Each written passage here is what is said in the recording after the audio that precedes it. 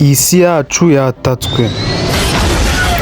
yatatswe n'ibivejuru byari bikomoka ku mubumbe witwa Sanctuary.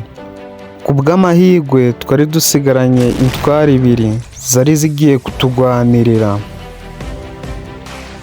Iyi ntambara irakomeye cyane, sinzi nimba isi yacu irashobora gutsinda, ni ukubyitega amaso.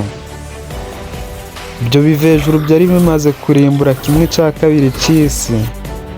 Bari bagomba gukora uko bashoboye kose bareba isi nimba yose itarimbuka.